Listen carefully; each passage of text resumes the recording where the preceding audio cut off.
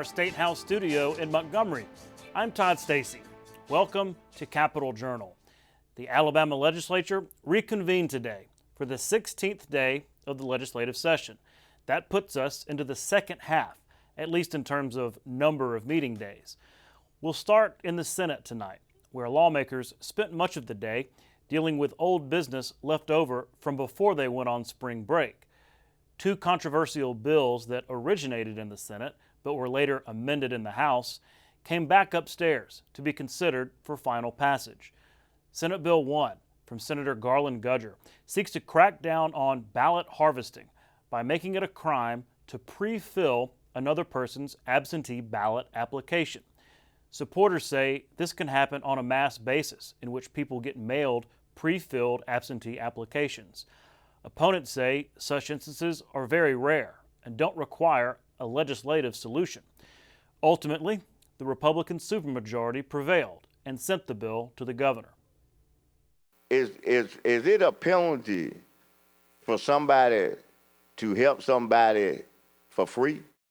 Nothing. No, nothing. Somebody can take 1,500 applications by the time I got through this bill and go pass them out to all their constituents all over the state, okay?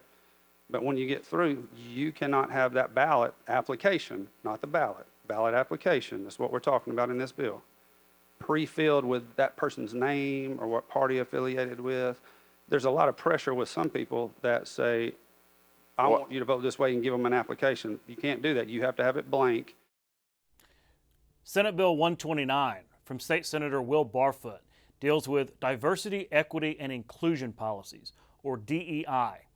It would prohibit certain public entities, including colleges, from housing DEI programs or offices. It would also prohibit the promotion of divisive concepts in schools and public entities. My interpretation, because of the way I would like to interpret it, is saying that, okay, a program can be put on, but it can't be a program that's exclusive for one segment. It may talk about one segment, it may talk about this, but anybody is open to anybody to come or who don't want to come. You know, if there's an event that is specifically designated for, female, participation, that it's something that impacts females maybe more than males, there's no exclusion of males. Males are certainly welcome to come to that event, even though it's designated or it is, might benefit specifically women, but males are certainly able to come to that. That bill passed by a vote of 24-5 and also goes to the governor. In the House, lawmakers moved methodically through a calendar of mostly non-controversial bills. Some told me that was a welcome development after a tense first half of the session. First on the calendar was House Bill 230 from Representative Margie Wilcox.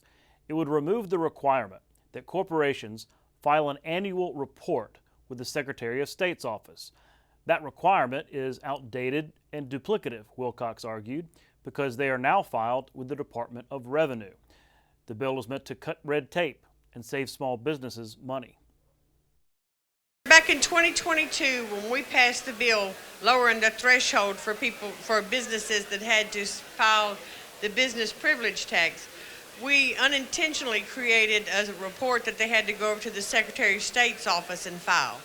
And one of my constituents called me a couple of weeks ago, just very upset that as a small business person, he was having to go over, establish some more paperwork and do that report, and felt like it was an extra step that businesses should not have to go through. So in other words, you're removing regulations, right? Yes, sir. We're trying to streamline. Why are you also against regulations? Well, you're a party of rules and order, but you don't like regulations. How can you have it both ways? Well, we're actually trying to make it easier Alabama is a business-friendly state, and we're trying to make sure that our businesses don't spend as much time on paperwork and more time generating revenue for.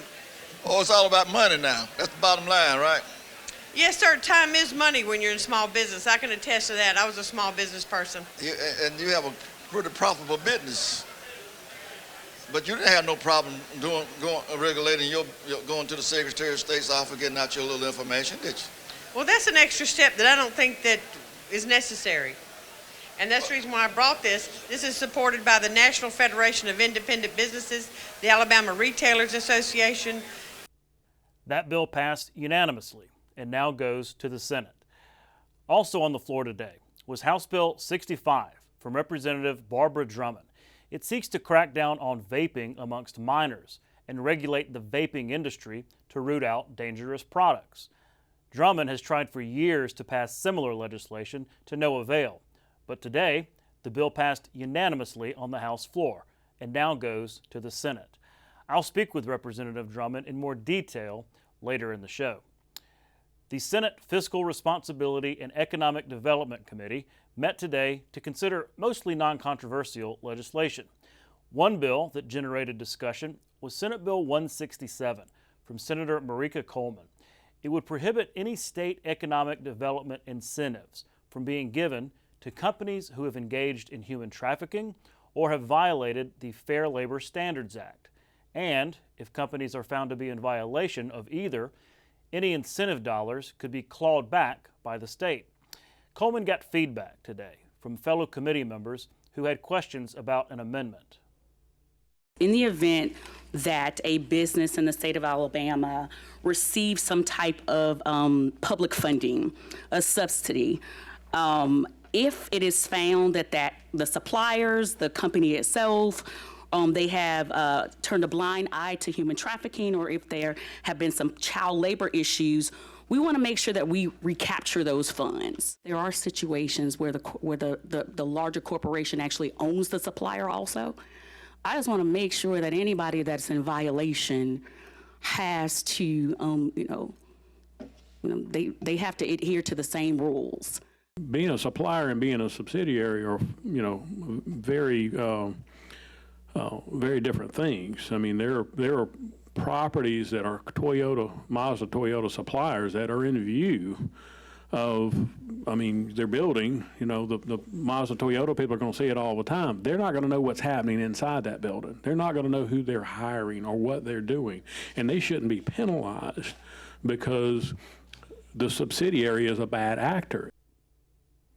That bill was approved by the committee and now goes to the full Senate. When we come back, I'll sit down with State Representative Barbara Drummond to talk about her vaping legislation. After that, State Representative Phillip Rigsby is in studio to discuss his legislation regulating reimbursement payments for pharmacies. Stay with us. You can watch past episodes of Capital Journal online at video.aptv.org. Capital Journal episodes are also available on APTV's free mobile app. You can also connect with Capital Journal and link to past episodes on Capital Journal's Facebook page. And you can listen to past episodes of Capital Journal when you're driving or on the go with Capital Journal podcasts. Keep up with what's happening with Capital Journal.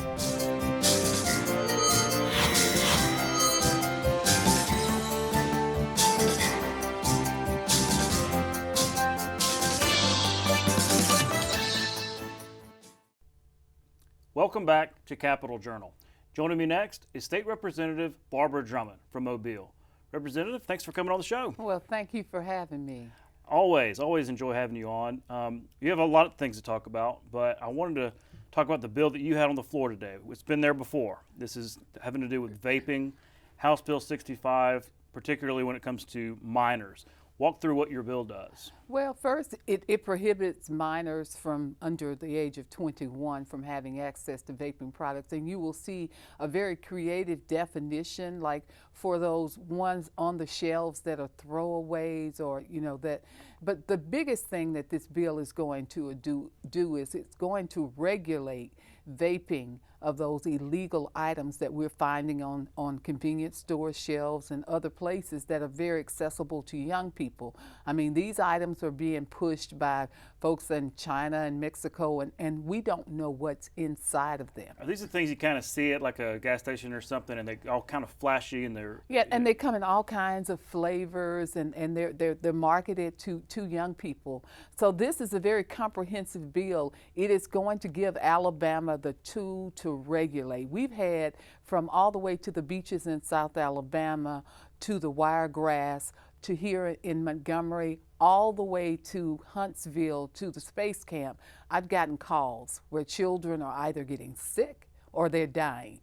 So it's time for Alabama. It's really in a crisis mode as it relates to youth that is vaping. When you look at the data shows that tobacco use is down and vaping is up.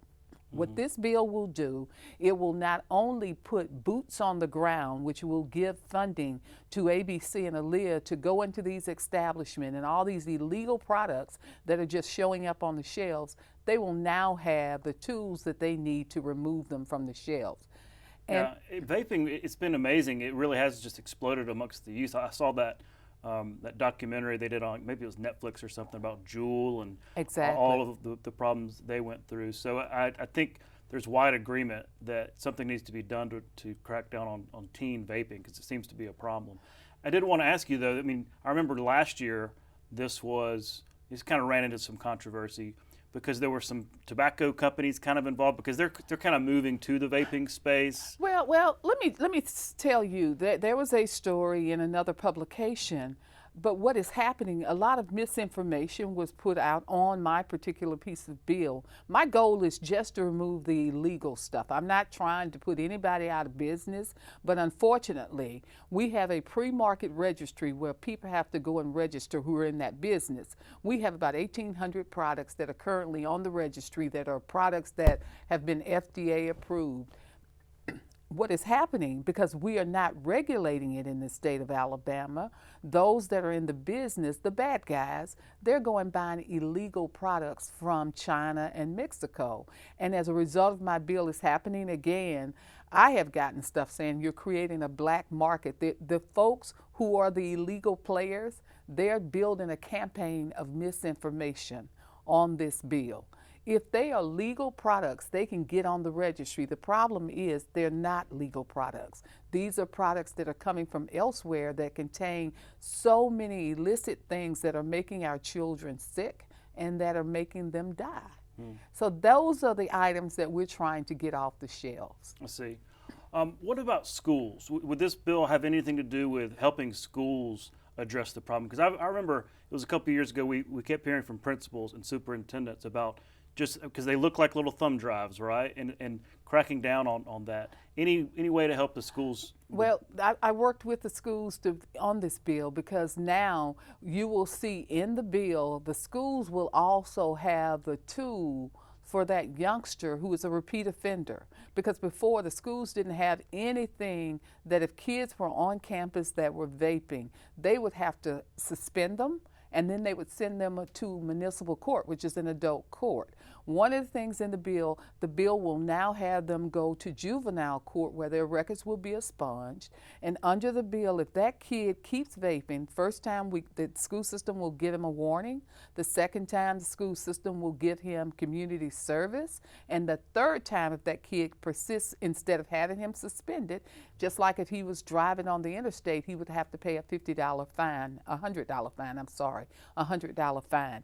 And so the schools will now have the tools to be able to regulate it on their campus. And the Board of Education, one of the things that I am very passionate about, they will have funding in this bill to create a curriculum so that they can take young people through a vaping education program, not only for them, but also for their parents. Well, and also, I know we've talked about this before, because teen vaping is obviously a problem. At the same time, you know, there are people who have used some of these products to get off cigarettes and, you know, end a decades-long, cigarette addiction. So isn't there a place for these kind of products to be on the market for adults who truly want to stop smoking? And that's what my goal is. I mean, you or any other adult, I'm not interested in the decisions that you make. But it's about minors. Yeah, but minors, when you see them, their brains are already very fragile. And what is happening, they're creating lifelong addiction. We have got to regulate this. I mean, when I say that I got a school system in the Wiregrass that called me, and it was a city council member who was also a volunteer firefighter, and he had just taken 3 kids to the hospital. One of them would have died had he not had the appropriate device in their possession to be able to inject this child. From a vaping From product? a vaping product. Wow. From a vaping product. They've got all kinds of stuff in these vaping products, and the really, really sad thing, we don't know the long-term effect of these products. It can't be good. So I'm not really interested in those who are adults that are vaping. I'm only interested in minors. Mm-hmm. Well, it passed the House today. We're now in the second half of the legislative session, so it goes to the Senate, and we'll be watching it up there. It's always interesting in the Senate, well, right? Yeah, it's always interesting in the Senate, but what we're doing now, we're really working very hard to make sure we educate those senators, because I'm sure they're seeing the same thing. We have the same constituents, and this is a problem that Alabama has got to regulate. We have a pre-market registry right now that's being administered by the Department of Revenue, and we need the illegal products off the shelves. That's the short of it. We'll be watching. We're out of time, but thanks again for coming on the show. And thank you for this opportunity. I appreciate it. We'll be right back. You can watch past episodes of Capitol Journal online anytime at Alabama Public Television's website, aptv.org. Click on the Online Video tab on the main page. You can also connect with Capitol Journal and link to past episodes on Capitol Journal's Facebook page. Welcome back to Capitol Journal. Joining me next is State Representative Phillip Rigsby from Huntsville.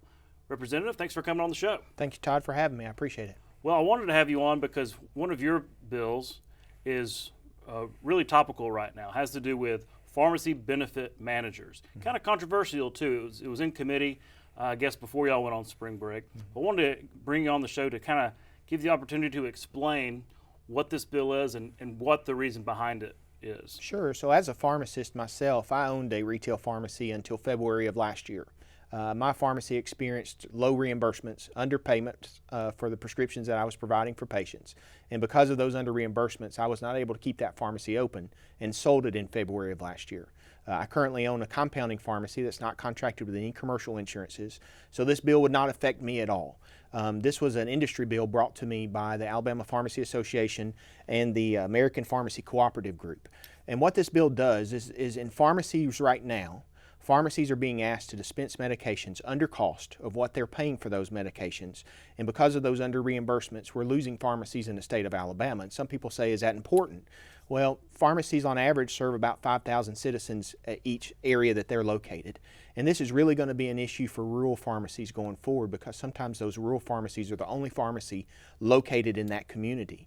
And that loss of access for patients to either medications the pharmacy's not carrying because those reimbursements are too low, or because of those pharmacies closing and now those pharmacies have lack of access, that spurned the bill that we have now, HB 238. And what that bill does is it provides a fair, transparent reimbursement model where the pharmacist is paid at what's called an actual acquisition cost, which is a Medicaid-based index pricing that Alabama Medicaid uses since 2007, plus the cost of dispensing that prescription. So a lot of people got very, I'll say, confused about this piece of legislation because the narrative was turned that this was going to be a tax on prescriptions. I was going to ask you about that because that's what it's been said. It's a $10 tax on every prescription. So yeah, how do you respond to that? Yeah, so what most patients understand is when they go to the pharmacy counter and they have, say, a $10 copay. When they heard the word tax, what they thought was going to happen is that $10 copay would now turn into a $20.64 prescription, that the pharmacy would add that tax or fee on top of their current copay. Well, that can't happen. Contractually, pharmacies cannot change copays. What this bill did is it changed the reimbursement model. So instead of calculating the prices the way that they are calculated now, this bill set up a new calculation model, which is called a cost-plus model, that covers the cost that the pharmacy pays for the medicine, which would be if that's all they were paid, that would be a net zero return, and no business can operate on a net zero return. But that $10.64 fee was to cover the cost of filling that prescription. So that's your fixed cost, your rent, your payroll, your insurance, your lights, the bottle that it's in, the computer software that you use. And so that $10.64 is not profit in the pharmacist's pocket, because I heard a lot of that this week too, that pharmacists are just trying to get rich off this $10.64, but that covers the cost of actually filling the prescription. And that's what this bill does. And so none of that in this bill. There was no verbiage of tax in the bill, but it said that the pharmacy benefit manager had to pay the pharmacy the cost of the medicine plus the cost to dispense the medicine. And that's all it said. The opponents of this bill kind of twisted that, and when there's a lack of education or a lack of understanding, that breeds fear. And I think a lot of patients and a lot of citizens felt that fear when they heard that there was going to be an additional tax. And as a conservative lawmaker, I would never support anything that would increase especially healthcare costs, because I'm a healthcare provider. I got into pharmacy to serve patients. The problem that we're seeing is pharmacies are not being able to serve patients because they're not able to keep their doors open, because they're not being paid for the prescription and the services that they're providing. And that's where HB 238 came from. So it got through committee. Where are we now? Where's this bill now? Do you expect it to have the legs that it needs to pass in the second half of the session? I don't think at this point that's going to be where we head with this piece of legislation. I think we're going to have to come back to the table with all those who are involved, the PBMs, the insurances, the pharmacies, the wholesalers.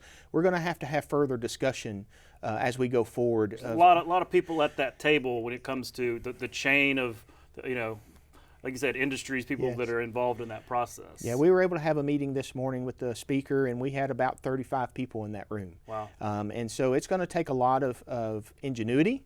It's going to take a lot of discussion. It's going to take some transparency. That was another aspect of this bill, is it did increase some transparency with rebates and preventing spread pricing, which is where an employer pays one cost for the medicine and then the pharmacy is reimbursed a lower cost and the PBM keeps the profit in the middle. And so there's other things about this bill and so we're going to have those discussions. We're going to have to look at preventing pharmacies from closing. We're going to be pushing a huge labor force work bill, workforce labor bill. Right. And we can't be for workforce and allow pharmacies to close. Well, okay. Coming out of that meeting, given all of the industries involved, you talk about insurance, you talk about hospitals, pharmacy, all of it. Do you feel like there's understanding to what you were originally saying about the problem? Is that in terms of pharmacies being able to survive and be, because it is a business at the end of the day, you've got to turn some profit. Do you think there's understanding about the root of the problem and any agreement there? I think it's going to take a lot of education. I think that there's going to be many aspects to this bill. I mean, if you start looking at the supply chain from the manufacturer to the wholesaler to the PBM to the insurance to the patient to the pharmacy to the patient, there's a lot of steps in there where, patient or person A may not know what person B is doing. Person B may not understand what person C is doing. And so we need to have all those disciplines at the table to understand that. I think also that the people of Alabama have to be educated on how pharmacies are reimbursed. Most patients understand they go to the pharmacy, they use their insurance card, they pay a copay. Unfortunately, patients are seeing those copays go up, healthcare costs are going up, prices of prescriptions are going up, manufacturing prices are going up.